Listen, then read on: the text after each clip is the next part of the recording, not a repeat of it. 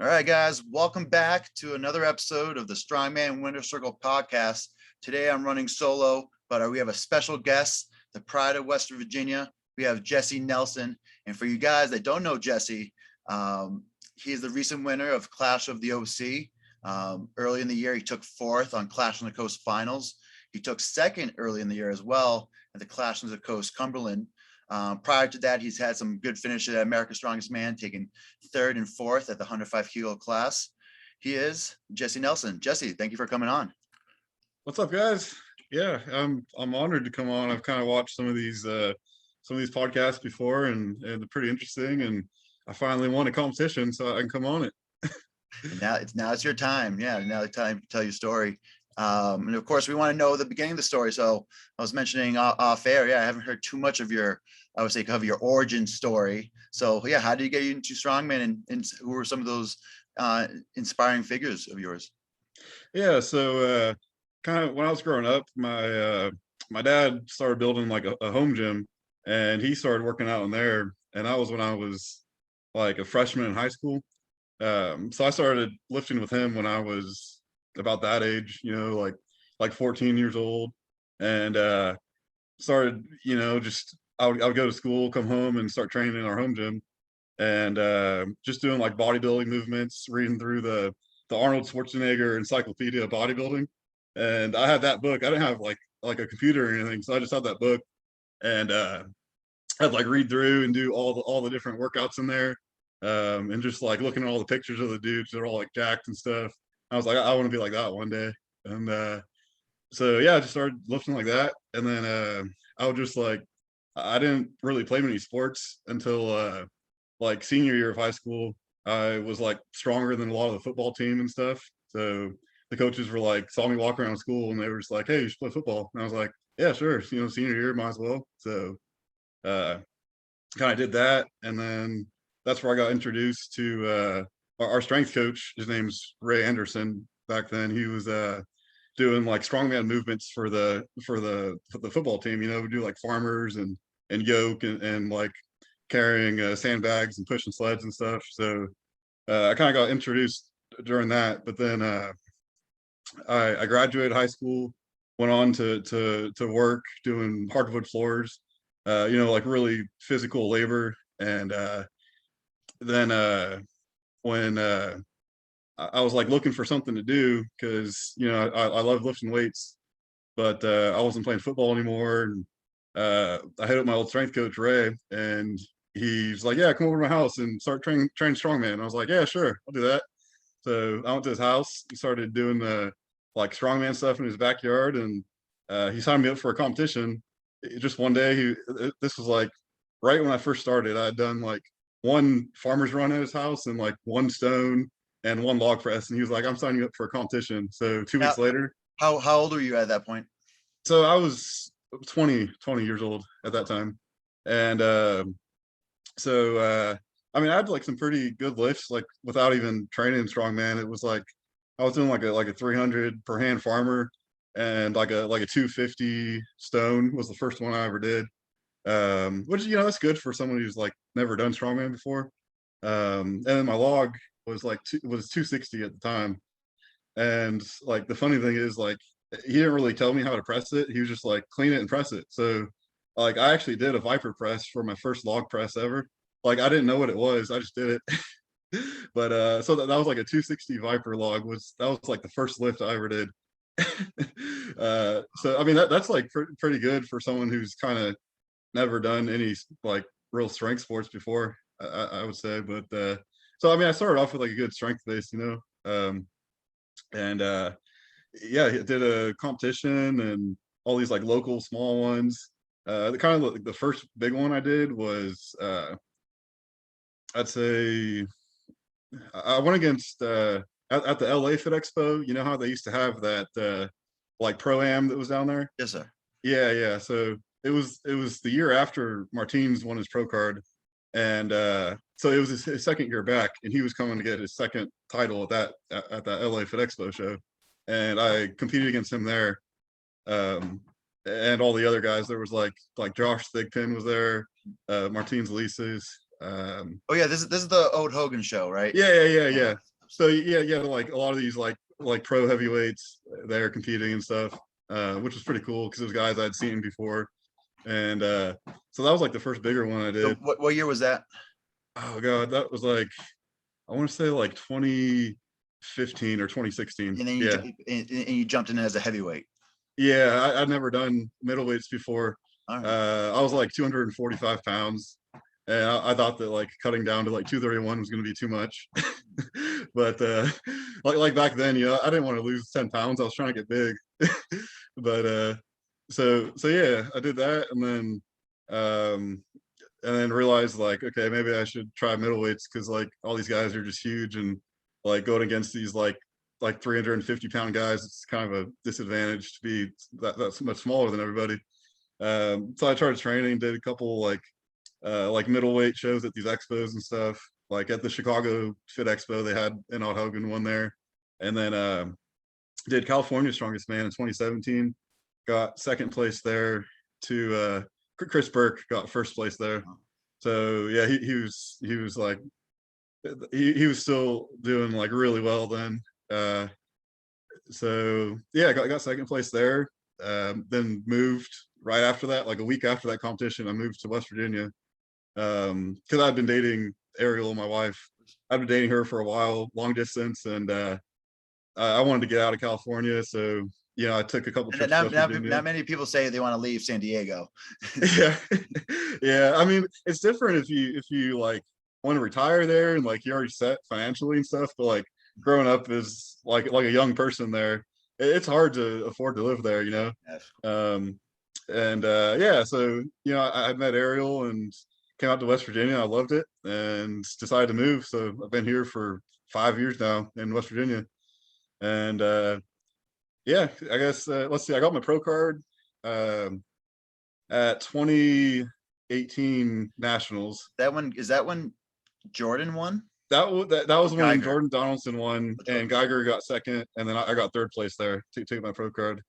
There was a lot of really good athletes there who have improved a lot since then, who now have gotten their pro cards and are competing at Clash and everything, who were competing at that Nationals back then. But yeah, so did that, got my pro card, and then did ASM 2019. Well, actually, I think I did the Arnold. Arnold, yeah, that's the first time we competed against each other. Yeah. So the Arnold is heavyweights. It was like me, you, and Furman, and I think did Isaac.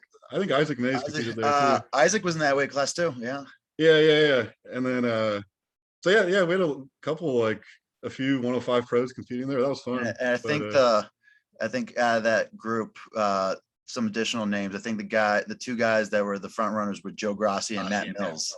Yeah. I had to know Anthony is the one that did the best, and then went Joe Grassi, like Matt Mills, and then like me, you, and Isaac were towards the bottom of that bunch. Yeah, surprisingly, right? But yeah, and then Furman made the main stage up there with the heavyweights that year. That was pretty cool. So yeah, I mean that was like kind of a bigger one, and then so ASM 2019, that was my first pro 105 show. That was with that log press world record attempt and all that. For you guys that don't know, Jesse almost strict press 415 log. It was a Slater log, but it was an incline bench press, went all the way back, and you had it. Do you think you could do it if you got the opportunity in the coming months, maybe coming year? I think I could definitely do it because my training, I'm getting coached by Furman now, and my training numbers were a lot higher than they were back then. But I mean, it kind of sucks to not be able to test a max when you're following a program by a coach, but it also helps because like let's say like on overhead press, I'm doing like back then I was doing like 330 for like a set of 5. Like my solid set of 5 was like 330 on strict overhead. And then training for Clash, actually, I hit 350 for a set of 8. that was my top set of strict overhead. So like my strength went up a lot, and then like deadlift went up a lot since then too. So I think if I had a chance to test like a max deadlift and a max log, I'd hit some pretty good numbers. So just stop you real quick. So you did 350 for 8. So is that like press away? What's that? That press away, or did you clean each rep? That was just press away, like out of a rack, just like strict overhead press out of a rack. Um, not too shabby. I felt and pretty cool then, doing 320 strict press the other day for a uh, couple. yeah, I mean, people always said like you need to learn how to push press and all that because you'll be able to hit the bigger numbers. But it's just never clicked for me. I've done push press. It works for reps with lower weight for me, but for like a max event or something, it's just strict press, like leaning back into it and pressing is kind of it just feels natural to me. But Actually, so this was kind of one of my questions, and maybe you can, of course, elaborate here. So, as you kind of guys can tell, Jesse's been pressing into can press into the 400s, strict pressing when people struggle pressing into the 400s using their legs. First thing, what tips and tricks do you have for our listeners in order to get into that? I would say into that realm is it more volume assistance work? But do you have any tips or tricks for a big strict press? yeah, I mean, I'd say just more strict pressing and training. Like at least once a week, some variation of a strict press, which Furman's been putting into my programming too. So, I see a lot of athletes at the top level train like that. You train, your push press, and then also you train strict press to, build your static strength. And so yeah, keeping strict press in your training, and then for the actual press movement, I think just keeping your body as solid as possible. Like you're not just thinking about your shoulders, you're thinking about flexing your glutes, your legs, your core, keeping it all as solid and tight as possible. And one good thing is where you wear a big belt and you lean back into it. So to brace your core, it's almost like you're leaning back into the belt for support when you do your kind of lean back to almost like incline press it. And so you're doing like a standing incline press. And once you get to the point where you can stick your head through, you just straighten up and get your head through and get the down command. So, I mean, it's not that complicated. I think it's just time doing it. Cause I mean, I've been doing strict overhead press in regular training now for 8 years. And then So in the first time you strict press, you're already at 265. yeah, yeah. Uh, yeah, but I mean, I think it took like 6 years to go from a 315 strict press to a 410 is my best now. So you said Um, 6 years. yeah, so 6 years to go from a 315 to a 410. So I mean, it takes some time, and just adding a little bit every year. But I mean, a lot of people want to hit like a 315 strict press, but like once you get there, you just can't stop. You just have to keep going. Um, I mean, I think I'd like to hit like a 450 strict press and hopefully like a 500 one day. I think it just takes time to keep adding that little bit. But Well, those would be huge numbers. Now, for instance, so there is the question of like potentially you use that strict press, you combine it with your legs into like a kind of a solid push press, or maybe like a more strictest push press. Do you think that would be something that you could work in, or do you think that throwing your legs would take away from the form and maybe or even like the volume that you put into the strict press that would maybe hinder? But like, since again, a lot of times you mold yourself into kind of the athlete that you are.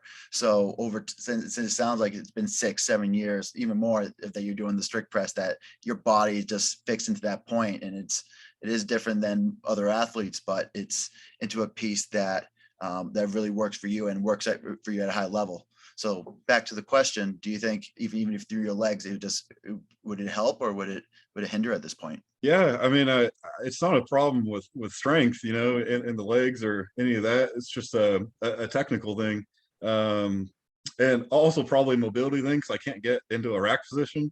I have like kind of like long forearms, and like this part's shorter, but it helps a lot with strict press. But it would take a lot of work to actually be able to get down into like a rack position for me for a good push press. But there's guys that push press, where it's not even out there, like down at the bottom. It's still starting up here a little bit.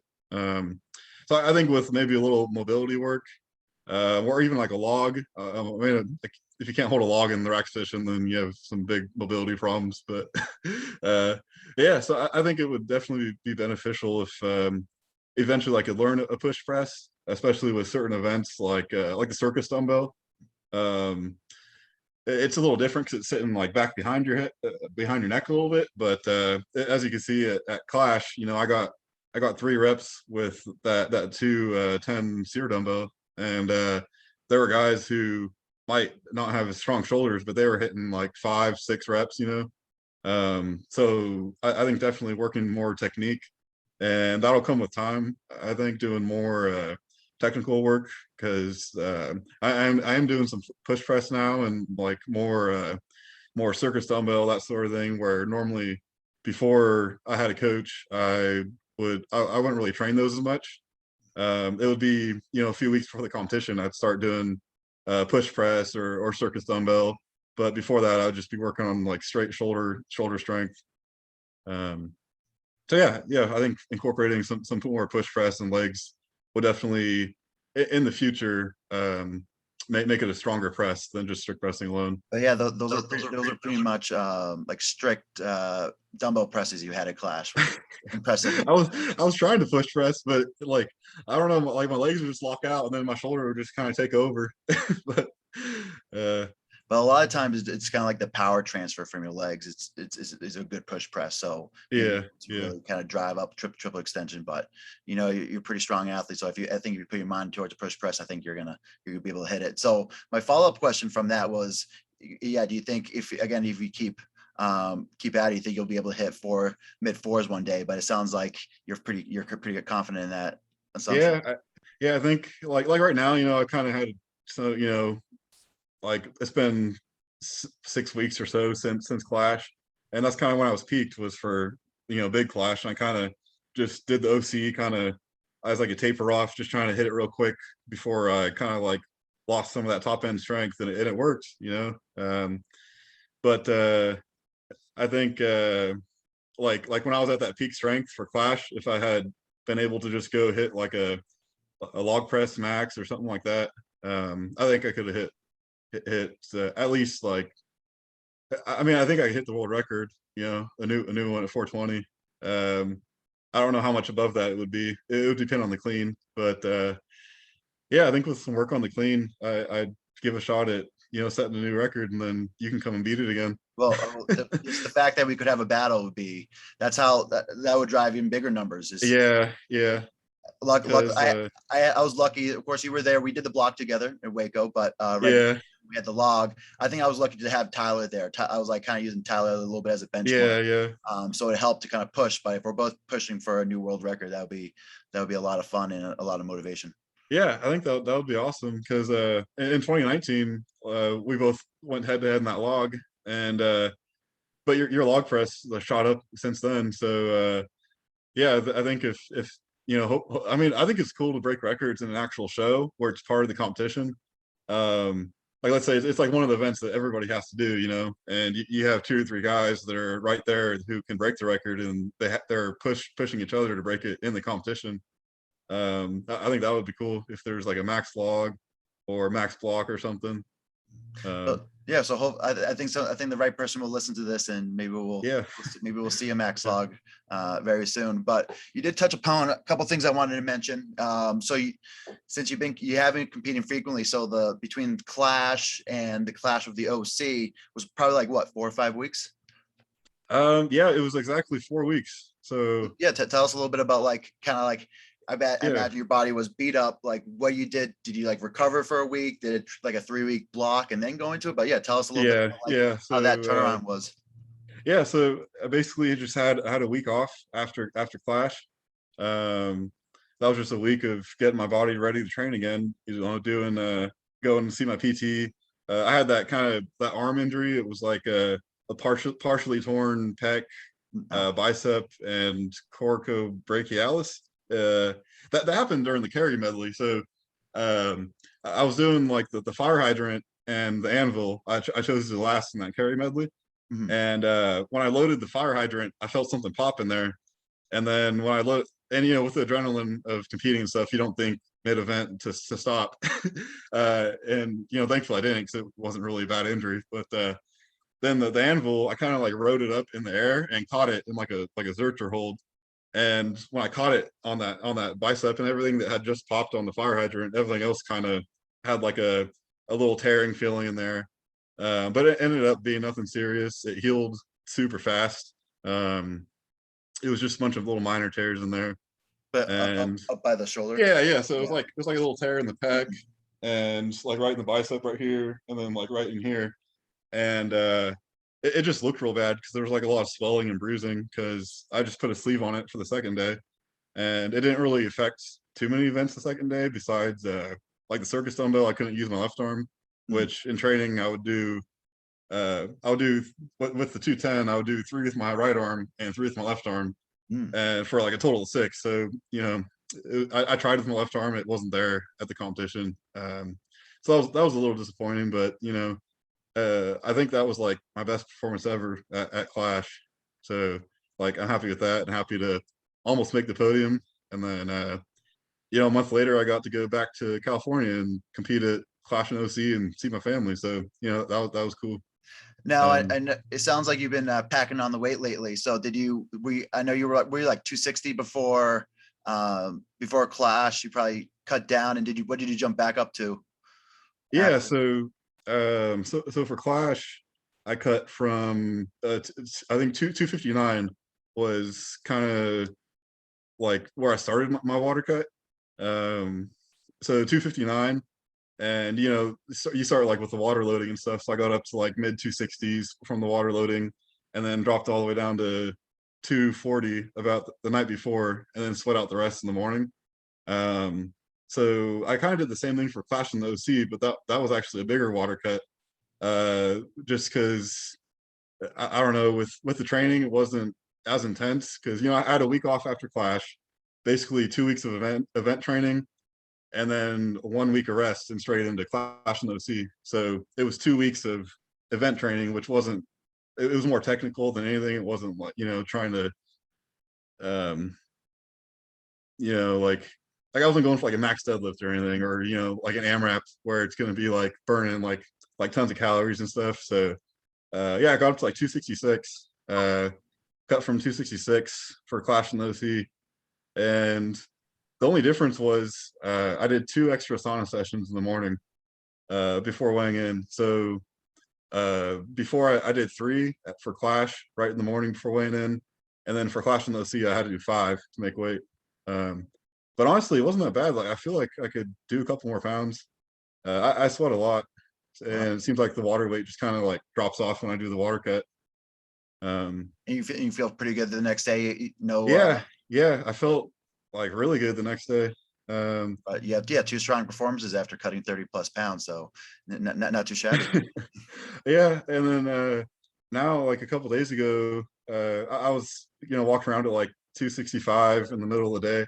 And I was like, you know what? I've never seen 270 on the scale, so I'm just gonna eat. I'm gonna eat a lot.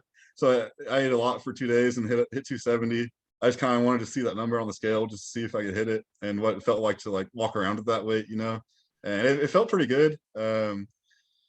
Like all the weights in the gym definitely felt like it moved around a little less. Like you had more stability on overhead press and that sort of thing. Like you just feel heavier, more solid. But yeah, I kind of like dropped back down to like 260 in the last couple of days, just because like I wasn't so bloated with all the sodium and all the fluid I was drinking just to see that number. You're looking very large on camera, and for anybody that's not watching on YouTube, Jesse's almost hitting on both sides of the border, so the shoulder. So I imagine you're doing something. Now, what's your diet been like? Are you been pretty strict? Will you eat anything, or uh, you I mean, structure? I kind of have like a base where I just eat ground beef and rice.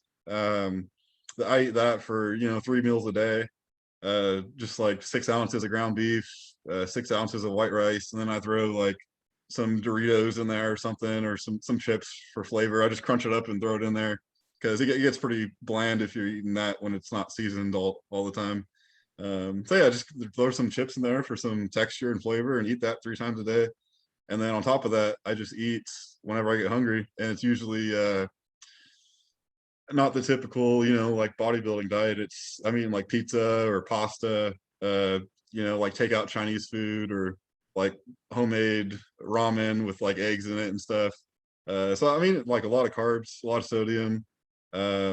On top of those 3 kind of core meals of just ground beef and rice. I've tracked my calories in the past, and it's usually about 4,500 to 5,000 calories. And on like heavier training days, like the day after, a training day where I'm like throwing up in the gym or something, I'll be eating a lot more to kind of make up for that. Um, like if you kind of like not training as heavy, like I won't be eating as much, but I kind of just go by feel. So, but I definitely like to eat lots of pizzas and take out Chinese food and Now, all that you good didn't mention stuff. anything about breakfast. Are you a breakfast guy? Yeah, big breakfast. Let's see. So leading for Clash, I was working. I work security, and I was in the hospital working security, and they have a cafeteria there. So I most of the times I'd go eat breakfast there, and they had some. Oh man, they had some pretty good food. I would get like eggs and grits with like biscuits and gravy and like French toast and like all this good stuff for breakfast. It was so many calories, but There you go. There you go, folks. Is eat big, lift big, right? yeah, I think definitely you need like a lot if you're training really hard for something like Clash. You definitely need a lot of calories to recover from that. But of course, that was a phenomenal answer. So I'm always curious about eating. I think probably very similar with like the three structured meals. I try to throw in greens, but lately I just been saying screw vegetables. But this is a good question. I like to kind of ask everybody. And sometimes it's a moment, sometimes it's a contest, sometimes it's a span of like 3 or 4 months. But everybody has a different answer. But when did you realize your potential in the sport? Um, you know, uh, I never really thought I really had potential. I just kind of like was too stubborn to give up, because I never won a competition until Clash in the OC, and I was always getting, maybe like top five at big competitions, but I just thought if I keep working at it, then eventually I could win something. And I think more recently when I got fourth place at Clash, that was kind of a big eye opener because I was going into that, you know, um, not I wouldn't say like I definitely wanted the podium, and I had the idea that I could win if everything went right, and hitting fourth place, that was close to the podium. I think if a few events went differently on any different day, could have got like first place there. So I think that's kind of opened my eyes. And then going to Clash in OC and getting first there, where well, me and Bob Swans were the only ones from that were actually from Clash who went back to compete the month later. Yeah, you went And over there and beat up on poor old Bob. well, like I would say me and him actually kind of had an advantage over all those other guys that were competing there because we kind of knew how the show runs, where it's fast paced and you have to be ready for the next event right when you finish the first one and all that. And we were already kind of conditioned to that, where some of the other guys they didn't really realize how fast it moves, and I think that's a big part of these Clash competitions now. Is you really need to be conditioned. You need to have good conditioning and go in and not you need to recover between the events. You're not gonna be sitting around for 30 minutes between an event. You got maybe like 5 to 10 minutes. So yeah, just Now, do you like that change, or would you personally like something that would have like maybe like maxes? Maxes take a long time, but generally, again, testing the 1 rep maxes can be pretty exciting and pretty primal. But what do you prefer, or is it a good change of pace? yeah, I actually like the change. I like going faster, and when you finish an event and you're all out of breath, and someone comes over and say you're up in you're up in 3 minutes, you're up in 4 minutes, and you're like sitting there gasping for air still, you might panic a little bit, but like once that time goes by, you're kind of, at least for myself, I was kind of recovered just in time to do the next event. So I got out there, and for the Clash events, you're kind of like waiting in line to go out there because it was all live. You had to go out when they said you're going out. So um yeah, like sometimes I was standing there in line waiting, and I was like still kind of out of breath from the other event. But you just like by the time you're gonna go, you're ready. And yeah, I kind of like it. doing the whole competition in under 2 hours. That's pretty awesome. And it's just like another day in the gym, pretty much. You're not there for 8 hours. You're just there for 2 hours and kind of going through each event. The nice thing is like someone else is setting up every event for you. So like in the gym, you have to load it all yourself. So that actually takes like a lot more time than I would realize. But yeah, so I kind of like that change. Especially on event day, you're loading up a lot of weight, especially if you have a Oh yeah, heavy yeah, deadlifts and all. But yeah. this is an interesting question I've asked like kind of other gym members, and I always say if it's maybe it's like if what comes first, like the chicken, kind of like it comes first, the chicken or the egg. So for instance, are you stronger by loading up 900-pound yokes, or would you be better off if someone loaded that weight for you? What do you think, Jesse? Well, I know some of those like some of the guys like Martins. I know he has other people like load his weights, and some of the other pro strongmen who might have be like pretty successful. They have people load their weights, so it says something about that. You can put more energy into the lift, into the training. I don't think. I mean, carrying around 45-pound plates to load up onto a rack all day, it'll build a little bit of strength, but I think actually doing the training is where it's at. So if you had the choice, you would have a couple minions loaded up the weight for you. Oh yeah, that would be awesome. Jesse, what does it take to be a winner? Just won your first contest, and it looks like you've been fighting since you're, but what, 28, 29? I'm 28 now. 28. So you've been fighting 8 yeah, years for that first big yeah. win. Tell us, what does it take to be a winner? I'd say never give up, and don't let any mistakes in the competition get you down. You look at those mistakes and you learn from them to become better for your next competition. That's a great point. It's almost what they say in football. It's just like if you have one bad play, you just got to get your head back into it. But that's even more so for, of course, bad events. And actually, that was one a fan question I had recently: is how do you clear your head going into after having a bad event? Do you have any experience? Do you have any tips for young viewers and for people starting out? Yeah, I would just say if you've trained well and you have all the other events any other events you're confident in, just look forward to that. If let's say you have four events that you're going to do well in, and you do bad, you mess up on one event, you just look at the average that you're going to have 4 more events that you're going to do well in. You can make up points there. It's not, you don't get scored on, you don't win by winning one event or doing well on one event. You win by doing well on all of them. So one bad event isn't going to hurt you if you do well on the others. But yeah, I'd say just keep moving forward and look forward to the events that you're going to do well on. I like it. I always say just what classifies as a bad event. You might have lost a point, but you might have lost a few points, but that could have been a PR in any other scenario for you. So first, we'll classify a bad event, and just what you mentioned. You got to look forward, and again smash the weights, and again get your head back in there. Again, other guys can make mistakes. Other guys can lose some points where you can make up. So Jesse, what does the rest of the year hold for you? You already competed 3 times this year, 3 big cuts. So there's some individuals that can cut a lot, but it's tougher for us to compete often because again, doing the 30-pound cuts can be pretty weary. But yeah, what's on the list for the rest of the year? Yeah, so got a few more weeks of an off season, then start training for ASM, which I'm pretty pumped about the events there. Some people don't like heavy yokes, but seeing a 1,000-pound yoke in a 105 show is pretty awesome. So for people that don't know the events for ASM yet, I mean that they always could change, but I think it's a car deadlift, front handled.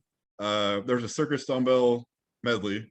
So I think some of them you have to press two at the same time, or similar something. to like the old, not old, but World's Strongest Man. I think it was like 2019 or 2020 where they did you had to do like pretty much a yeah. So you press both at the same time. Like neutral press. Yeah. So I mean that's pretty cool. I love seeing different events. And then there's is there a power stairs? Is that one? Power stairs. Yeah, so power stairs. And you said the deadlift, the yoke.